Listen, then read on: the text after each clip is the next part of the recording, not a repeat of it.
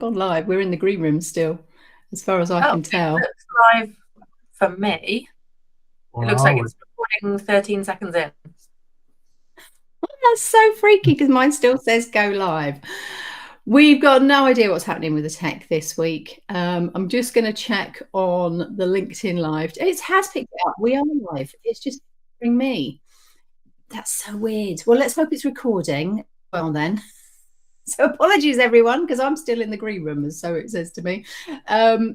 Catherine, Vanessa, and our guest, Anthony McCormick, today. Thank you, Anthony, coming for day 4 of good morning, Pascal, as well. As long as you can see us and we're live, that's fantastic. So the reason we invited Anthony today, because today's prompt word is job share, is the fact that we're back on a team thing again, because team do actually very much, that's one of the key elements of team, is the job share. So Anthony, if you could give everyone a little introduction for yourself and then tell us about how the job share works at team. Yeah, sure. Thanks. I'm Anthony McCormack. I run MacStaff that you see behind me. We do kind of construction, property engineering, perm recruitment out of Bristol and for UK. And for the majority of my 8 years as the business owner, I've been a member of Team and really maximised my membership. Team are a membership organisation with kind of split fee placements at the heart of that. Really, the intention is that different business owners and recruiters collaborate together, rather than compete, and with a view to give a better service to customers. So in terms of the market at the moment, we're getting to be in a situation of loads of jobs again, aren't we? There's over 1 million jobs in the UK market, and yet we only fill 25% of them as an industry overall, don't we? So that's a little bit of a waste. Like, you're really doing everything that you can to get them filled, and I'd encourage people to collaborate with trusted partners, and Teams the obvious organisation to do that within, because we've got the code of conduct and the trust and ethics and things like that, so that you can kind of go forward confidently and work with partners. Yeah, I mean, it's an amazing premise. So Van and Catherine, as recruiters, have you ever job shared before? Van, I'll come to you first. The job share, unfortunately, is not actually a big thing in South Africa. It's something that I think is quite new. I mean, I don't know anyone in South Africa who's working as a job share, in that kind of setup. And I think if we look at it with our recruiting lens, there's always been quite a bit of animosity thing amongst recruiters that, we don't share. It's me, it's mine, mine, mine. I'm trying to change that. So, that's why I was very excited to be a guest today, that I know that there have been several joint placements happening through my Talent Hunters community group, which is on Facebook. And there's a lot of people that make joint placements. It's not an official thing like Team or MPA Worldwide or anything, but I know that joint placements happen. And one of the first things that I learned in recruiting was always, wouldn't you rather have 50% of something than 100% of nothing? So, you may as well open up and share. And it really makes my heart happy that, we have this platform. I think there's 4,300 people on there, and the joint placements are starting to come through, which is amazing. I love it. Yes, and you mentioned MPA there. So team are very much UK centric, aren't they? But MPA, they're worldwide there to do it, and I know they get involved with them quite a bit. Catherine, what about you as a recruiter? Job share? Yeah, not a lot, but my very first job in recruitment was with an MRI network office. You don't hear so much about them these days, but obviously it was a huge network of like franchised recruitment businesses, and we could share jobs among the network. So sort of similar to Team. You sort of knew that everyone was following the same rules and all that kind of stuff. So I do remember that happening, but not very often. So perhaps not as, it wasn't at the core of it in the same way that it is with Team. Yeah, I can remember job sharing. We had to do it. We were a team. We were a team of perm recruiters. So we were allowed the job, I think, for 2 or 3 days individually to put all our focus on, and then it went in the pot. And we had to update every day anyway as to what the job was and what was happening. And the aim would be that everyone would match on it. It wouldn't just be one individual. It'd be if it was your job and your candidate, you got the 100%. But if it was someone else's candidate, then it was 50%. And that's where the issues sometimes came in, I can remember. So there was definitely hesitancy about sharing it. But it was sort of part of the process, so it was inherent in us. Now, Anthony, you're really good at this, aren't you? Because whenever I've been at a team event, you're getting awards for sort of top job share.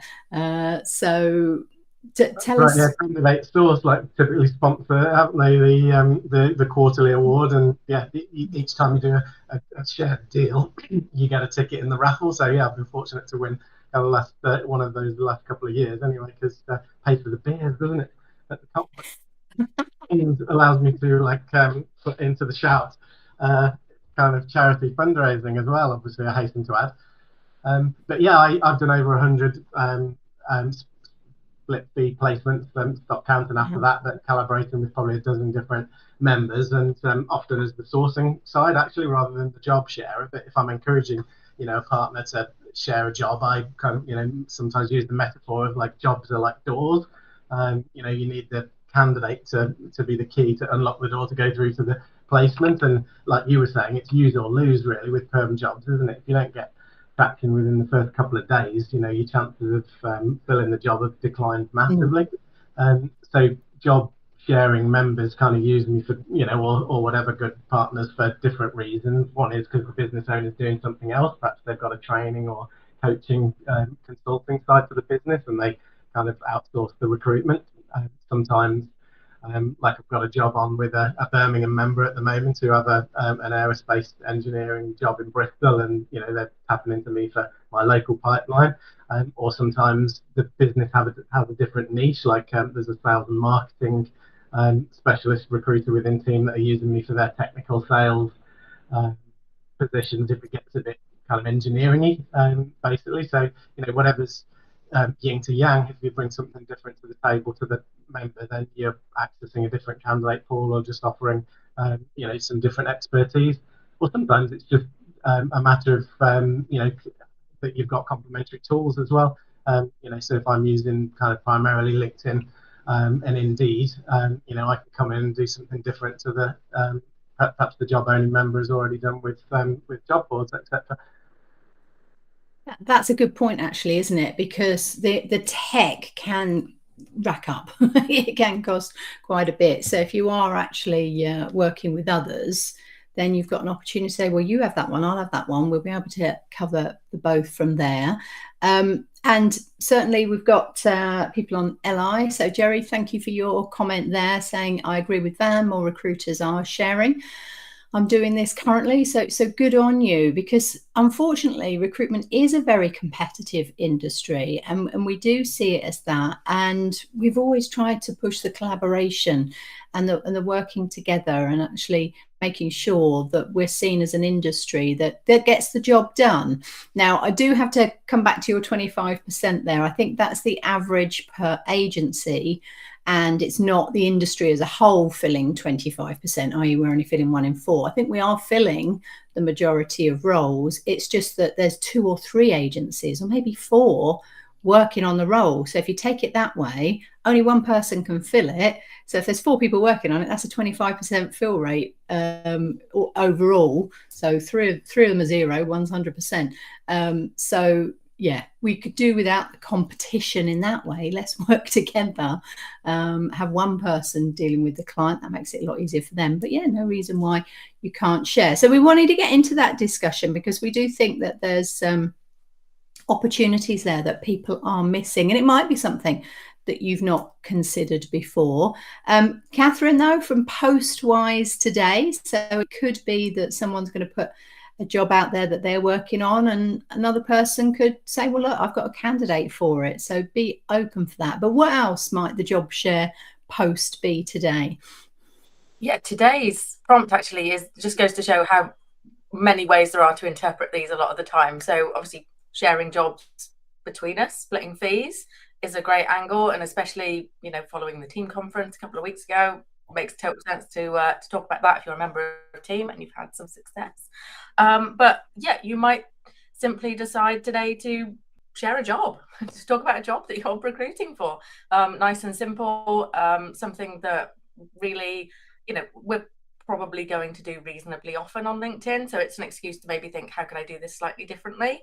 Recruiter Week is always nice for trying out something new. Maybe swap a job with a colleague, share a job in another way. Say, well, I'll share your job to my network if you share my job to your network. Get it in front of some slightly different people that way. Maybe get a few new connections as well if they mention you in your post. I think that could be a good post idea for today.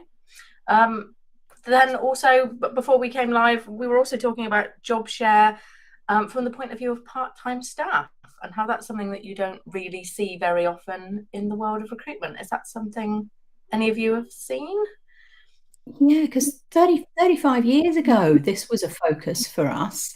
RTW, Return to Work, late 80s, we were trying to get women back into work, and therefore we were pushing the job share, and we were a team of 4 2/3 recruiters, because one of the lady worked 9:30 to 2:30 because she had childcare, and we embraced that. But we actually worked together, and because of that job share, it meant that she could pass over anything that was happening that day to one of us, and we were doing it that way. But we were trying to push as many.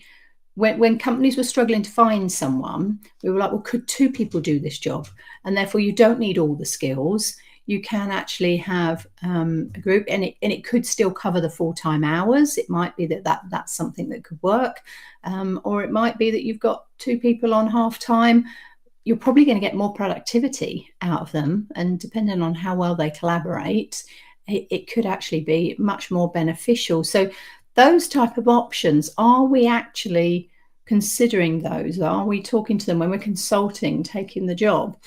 Is that an option? Because that then opens up a whole new range of candidates potentially for you.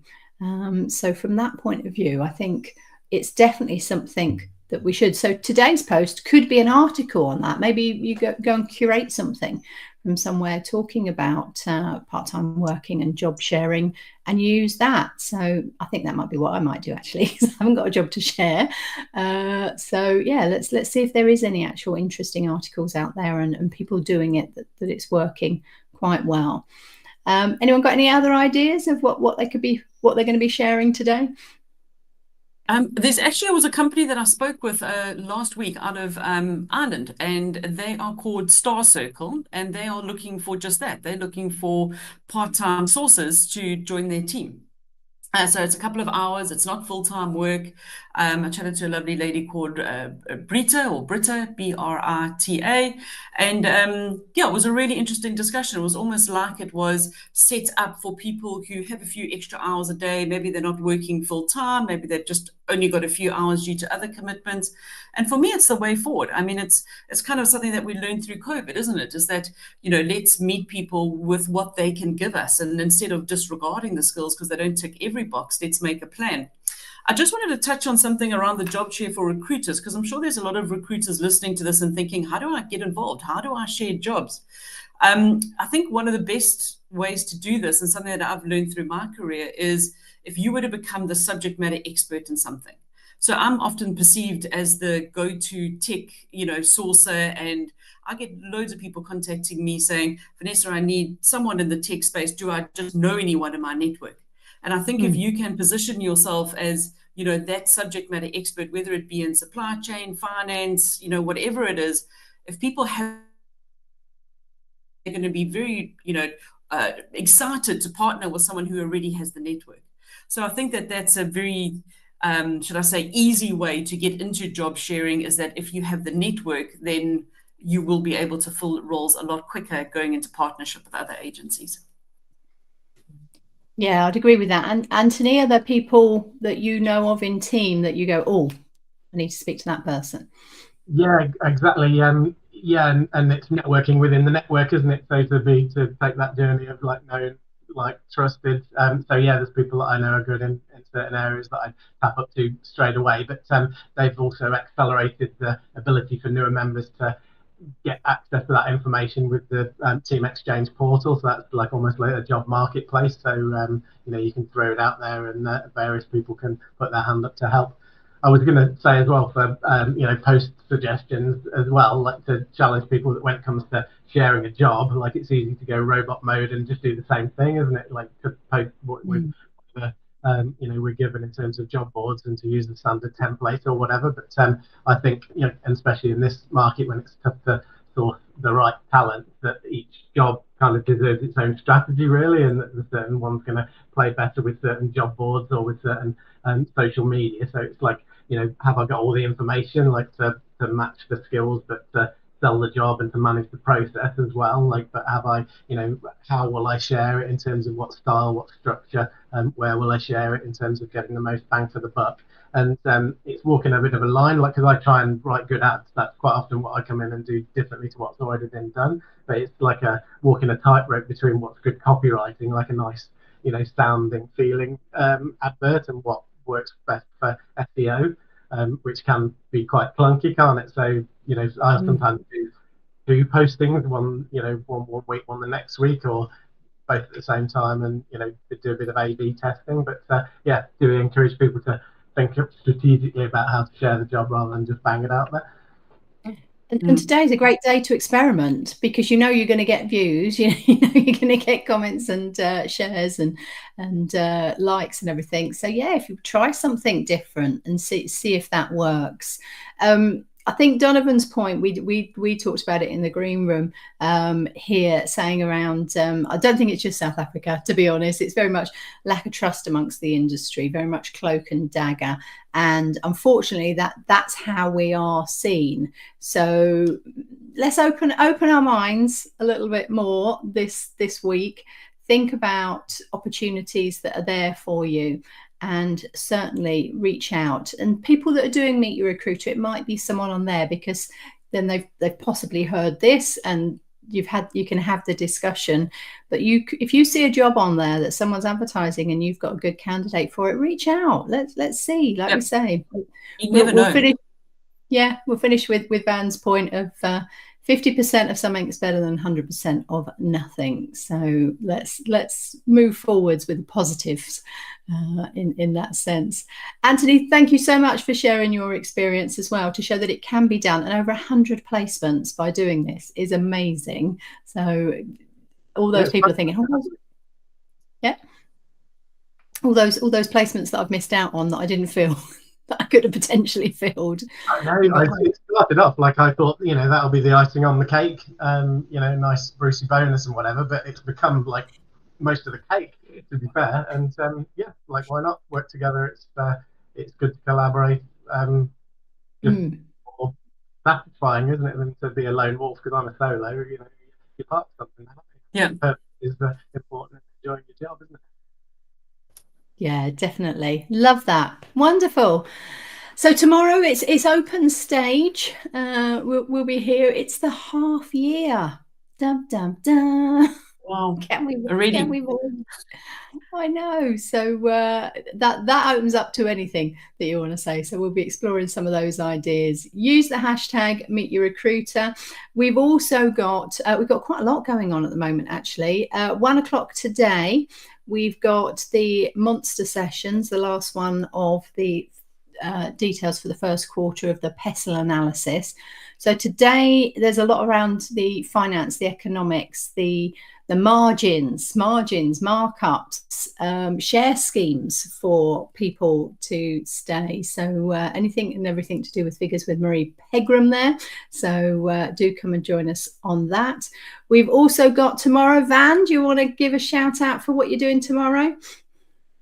So we have got it's an Ask the Expert session, and it's a South African flavor. So I'm joined by Gita, who was on the show yesterday, and Samantha, or as we refer to her here as Sam, is joining us, and Angela, and the four of us are just going to have a bit of discussion about what's happening in South Africa. So really looking forward to that one. That's around about lunchtime tomorrow.